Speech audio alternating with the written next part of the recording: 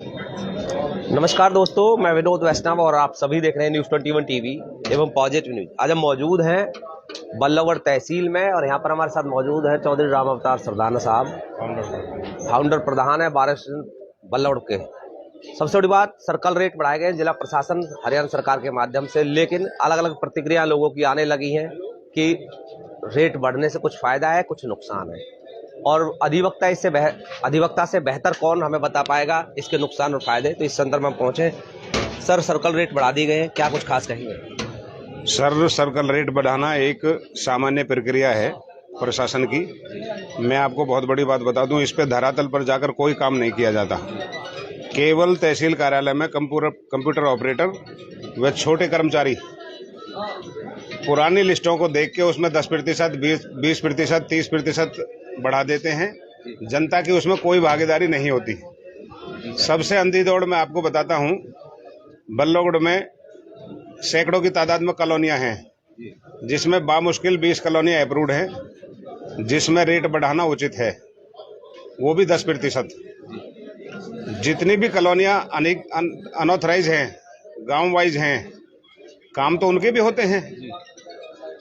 पहली बात तो उनमें रजिस्ट्रियां बंद की हुई हैं।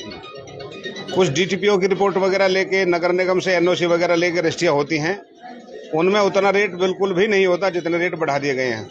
मिसाल के तौर पर मैं आपको 4-6 कॉलोनियों को बताता हूं। हमारे इधर गोची में पर्वतीय कॉलोनी, संजय कॉलोनी पार्ट 2, वहां पे आज भी बामुश्किल आपको 10 से 12 हजार रुपये गज में प्लॉट मिल जाता है। लेकिन सर्कल रेट वहां भी 2 साल से 25 हजार रुपये किया हुआ है, जो बिल्कुल गलत है। राजीव कॉलोनी फरीदाबाद की सबसे बड़ी कॉलोनियों में एक राजीव कॉलोनी है, जिसमें श्यामपुर का रकबा, बल्लभगढ़ का रकबा, गौची का रकबा और सबसे ज्यादा झाड़ सैतली गांव का रकबा। उसमें भी 25 हजार रुपये का जमीन के रेट किए हुए हैं। जबकि वहां ऑथराइज में भी, जो राजीव कॉलोनी ऑथराइज है, उसमें भी आज भी 12 से 13 हजार रुपये का प्लॉट मिल जाता है। तो लोग बाग 25 हजार रुपये गज रजिस्ट्री ना करा करके इधर उधर से पावरटोनी कराते हैं या फुल फाइनल का एग्रीमेंट कराते हैं। सरकार को राजस्व का नुकसान होता है, कोर्ट में केस बढ़ते हैं। पुराने मालिक क्या करते हैं, वो डीलरों को बेच देते हैं, डीलर आगे भोले भाले लोगों को बेच देते हैं।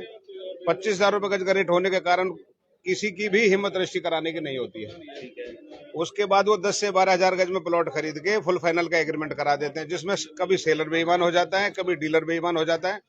और देश के दूर दराज इलाकों से आए हुए लोग धक्के खा रहे हैं, कोर्ट में दावा डालते हैं, 5-5, 10-10 साल मुकदमा लड़ते हैं।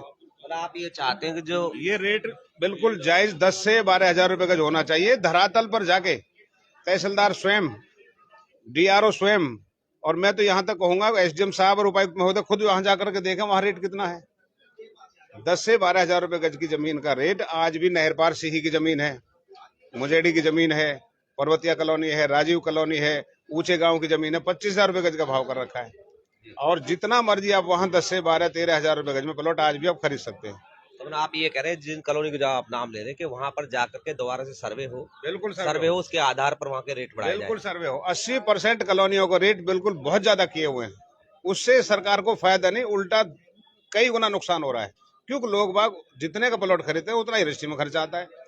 तो लोग बाग जैसे तैसे करके मेहनत मजदूरी करके पूरा जीवन खपा के 150 गज का प्लॉट खरीदते हैं, और उतना पैसा रजिस्ट्री के लिए चाहिए तो रजिस्ट्री होती नहीं है। अच्छा, सर्कल रेट जैसे बढ़ गए, मान लो मुझे अपना सर्कल रेट जानना हो हमारे एरिया के क्या है, तो एक्चुअल में सही स्थिति कहाँ से पता चले? सही स्थिति मौके पर जाके पता होगी।